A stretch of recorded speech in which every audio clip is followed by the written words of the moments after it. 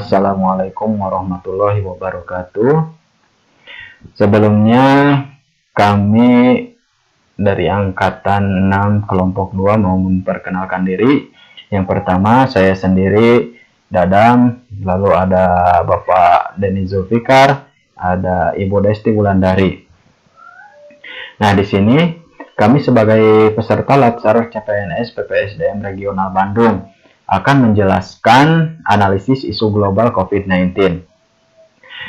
Yang mana dalam analisis ini kami membuat analisis isu global COVID-19 melalui 4 metode analisis. Yang pertama, metode USG, yang kedua, metode Ventalik, yang ketiga, metode Fishbone, yang keempat, metode SWOT.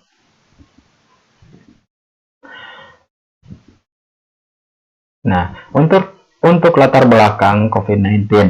COVID-19 adalah penyakit menular secara cepat yang disebabkan oleh coronavirus. Jadi, COVID-19 disebabkan oleh coronavirus, virus corona. Lalu, virus COVID-19 adalah virus baru yang terkait dengan keluarga virus yang sama dengan SARS dan beberapa jenis virus flu biasa. Itu menurut WHO tahun 2020. Nah, yang menjadi pertanyaan, kenapa virus COVID-19 lebih mematikan daripada virus SARS atau virus flu biasa? Nah, yang unik dari virus COVID-19 ini adalah bisa jadi berbahaya atau bisa jadi tidak berbahaya. Menjadi berbahayanya apabila tubuh seseorang sedang melemah dan mempunyai penyakit bawaan seperti diabetes, lalu stroke, penyakit jantung, atau bahkan penyakit pernapasan lainnya seperti asma atau TBC. Nah, bisa dikatakan sebagai tidak berbahaya apabila tubuh kita atau tubuh masyarakat, imunitas tubuh masyarakat kuat. Itu tidak berbahaya bagi dirinya, tetapi bisa membahayakan orang lain ketika seseorang mempunyai terdampak COVID-19 tapi tidak ada gejala yang kita sebut dengan OTG, itu tidak akan menimbulkan apa-apa kepada dirinya sendiri, tapi bisa menularkan kepada orang lain yang tentu orang lain belum sama kuatnya imunitasnya seperti kita. Nah, penyakit ini pertama kali ditemukan pada Desember tahun 2019 di Wuhan, ibu kota provinsi Hubei, Cina. Dan sejak itu menyebar secara global di seluruh dunia yang mengakibatkan pandemi coronavirus. Nah, asal mula COVID-19 ini ditemukan pada wilayah Wuhan, negara Cina. Organisasi Kesehatan Dunia atau WHO mendeklarasikan wabah coronavirus sebagai kesehatan masyarakat darurat internasional pada tanggal 30 Januari 2020 dan pandemi pada tanggal 11 Maret 2020.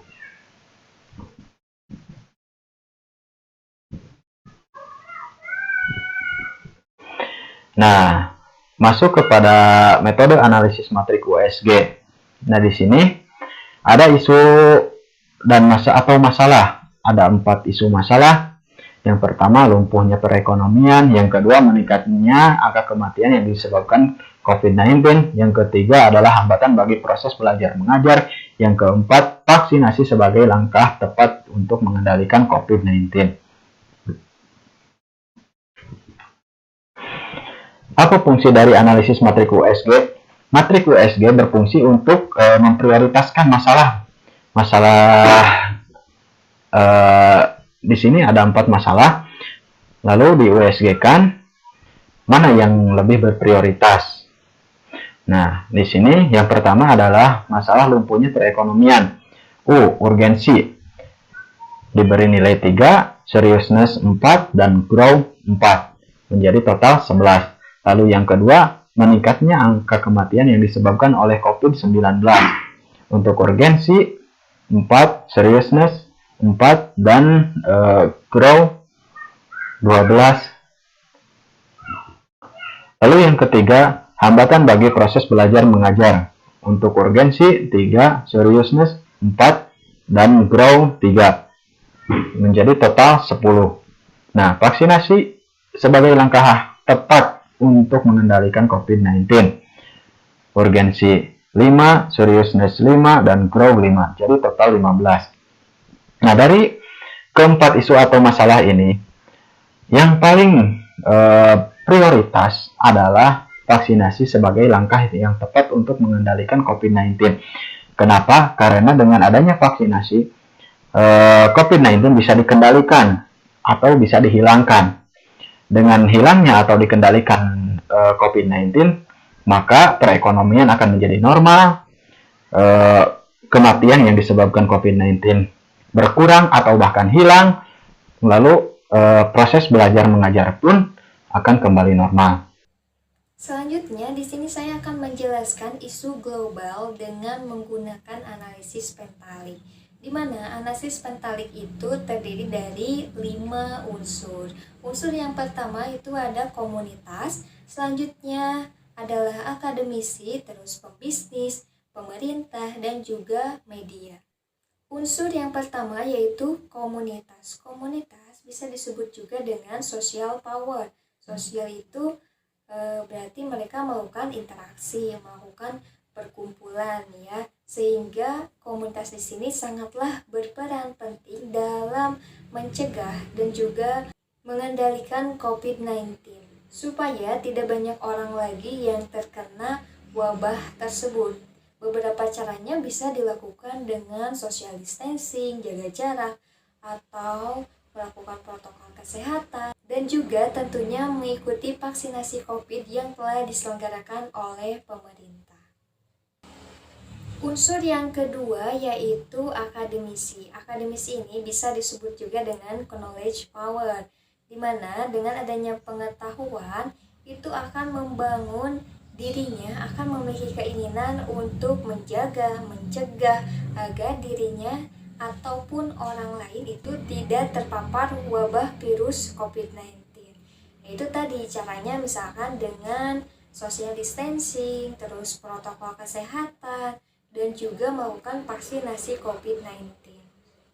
Unsur yang ketiga yaitu pembisnis. Pembisnis ini sangatlah penting di dalam menjalankan roda perekonomian Indonesia, terutama pada saat sekarang ini. Sekarang sedang terjadinya wabah corona sehingga perekonomian Indonesia itu sangat terganggu. Nah, disinilah dibutuhkan peran penting pembisnis supaya dapat meningkatkan perekonomian Indonesia. Dengan meningkatnya perekonomian Indonesia itu bisa membantu pemerintah di dalam misalkan pengadaan vaksin, terus pengadaan obat-obatan, pengadaan ruangan, dan yang lainnya. Sehingga apabila masyarakatnya sehat dan juga sejahtera, itu akan berpengaruh terhadap perekonomian Indonesia untuk berubah menjadi normal kembali. Unsur yang keempat yaitu adalah pemerintah. Pemerintah ini merupakan figur utama bagi masyarakat, di mana pemerintah itu menciptakan kebijakan-kebijakan yang nantinya itu akan dipatuhi oleh masyarakat. Seperti halnya yang sudah dilakukan, misalkan dilakukannya social distancing, dilakukannya PSBB. Nah, masyarakat itu akan mematuhi kebijakan yang telah dilakukan pemerintah sehingga itu dapat berpengaruh terhadap berkurangnya penularan wabah COVID-19 ini di kalangan masyarakat. Contoh lainnya juga di sini pemerintah sudah mengeluarkan atau menerbitkan peraturan Presiden nomor 99 tahun 2020 yaitu mengenai pengadaan vaksin dan pelaksanaan vaksin untuk mencegah penularannya tertularnya COVID-19 di kalangan masyarakat. Unsur yang kelima atau unsur yang terakhir yaitu media. Media ini bisa menjadi pedang bermata dua, yaitu memiliki arti baik dan arti buruknya, tergantung dari pengguna media tersebut. Dengan adanya media, kita bisa memanfaatkan menyebarluaskan informasi secara cepat. Dan kita pun bisa mendapatkan informasi dari berbagai negara dengan mudah. Dengan banyaknya media yang tersebar mengenai efektifnya protokol kesehatan, social distancing, dan juga keefektifan vaksinasi COVID itu akan memberikan dampak positif terhadap masyarakat, sehingga membangkitkan kepercayaan masyarakat akan kepatuhan masyarakat terhadap menjaganya protokol kesehatan, akan kepatuhan masyarakat untuk menjaganya protokol kesehatan dan juga melakukannya vaksinasi COVID-19. Di sini saya akan melanjutkan pemaparan materi selanjutnya. Seperti yang telah kita ketahui bahwa vaksinasi COVID adalah salah satu langkah untuk mengendalikan pandemi ini. Namun pada pelaksanaannya masih terdapat sekali masalah. Di antaranya masalahnya itu dari faktor manusia sendiri. Tidak semua manusia mau ataupun sadar akan pentingnya vaksinasi COVID sendiri karena berbagai ketakutan atau karena berbagai info dari luar tentang efek samping yang didapatkan dari vaksin yang menyebabkan manusia tersebut tidak mau untuk divaksin. Selanjutnya, faktor yang kedua, meskipun orang tersebut mau divaksin atau bersedia untuk divaksin, tetapi kondisi kesehatannya tidak memungkinkan untuk divaksin, yang menyebabkan orang tersebut tidak bisa mendapatkan vaksin. Selanjutnya, permasalahan selanjutnya adalah dari metodenya.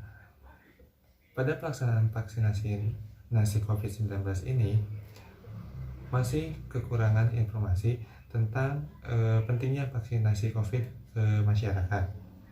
Banyak masyarakat yang tidak tahu ataupun belum tahu tentang pentingnya vaksinasi COVID ini untuk pengendalian dari pandemi ini.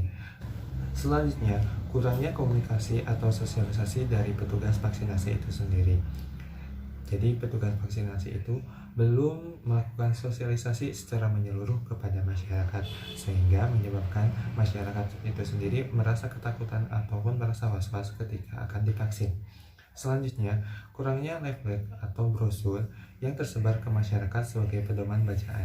Jadi di sini meskipun pemerintah telah melaksanakan atau telah mengupayakan vaksinasi COVID-19 dilaksanakan, tetapi informasi yang didapat oleh masyarakat sangat-sangat minim sekali yang menyebabkan berbagai ketakutan apabila mereka divaksin. Selanjutnya, permasalahan selanjutnya adalah di sini memang jumlah vaksin sendiri masih sangat terbatas. Vaksin yang sekarang kita gunakan masih berasal dari luar, sementara vaksin yang dikembangkan oleh Indonesia sendiri masih belum mendapatkan izin edar, sehingga menyebabkan vaksin yang tersedia saat ini sangat-sangat terbatas dan menyebabkan tidak semua orang bisa divaksin. Seperti yang kita ketahui, untuk saat ini baru terdapat 3 golongan yang mendapatkan vaksinasi. Yang pertama itu tenaga kesehatan, yang kedua pelayan administrasi atau pejabat publik, dan yang ketiga adalah lansia. Permasalahan selanjutnya dari vaksinasi COVID adalah dari faktor lingkungan. Banyak anggapan COVID-19 ini hanya rekayasa, yang menyebabkan banyak masyarakat tidak mau akan divaksin. Di samping dengan ketakutan mereka akan berbagai efek samping yang ditimbulkan, tetapi juga banyak yang beranggapan bahwa vaksinasi ini sangat tidak efektif, seperti itu. Banyaknya tokoh masyarakat yang tidak mau divaksin. Padahal tokoh masyarakat sendiri di sini dijadikan sebagai contoh untuk masyarakat lainnya. Jadi apabila tokoh masyarakat tidak mau divaksin, begitupun juga masyarakat yang lainnya akan tidak mau divaksin. Dan yang terakhir yang menyebabkan permasalahannya adalah jarak lokasi vaksinasi cukup jauh dengan lingkungan masyarakat, yang menyebabkan masyarakat tidak mau divaksin juga dengan beralasan jauhnya lokasi. Selanjutnya, alternatif pemecahan masalah menggunakan analisis SWOT. Yang pertama, pemerintah telah menetapkan peraturan pelaksanaan vaksinasi yang mengharuskan seluruh warga negara Republik Indonesia untuk divaksinasi. Selanjutnya, yang kedua, pemerintah menetapkan pencegahan COVID-19.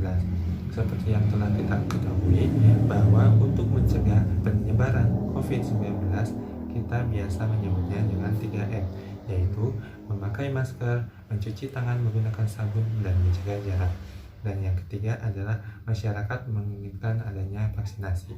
Jadi, di samping banyaknya penolakan masyarakat yang tidak mau divaksin, banyak juga masyarakat yang mengharapkan akan vaksinasi supaya pandemi ini segera berakhir. Selanjutnya, kelemahan.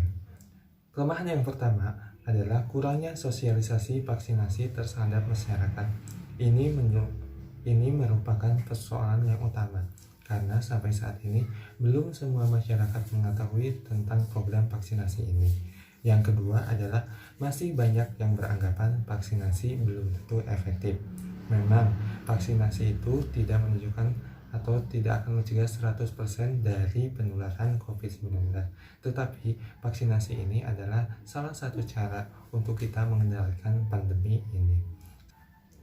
Selanjutnya, di beberapa daerah, kemauan masyarakat akan divaksin itu sangat tinggi, tetapi bertolak belakang dengan indikasi pemberian vaksin, karena stok vaksin yang masih sangat-sangat terbatas.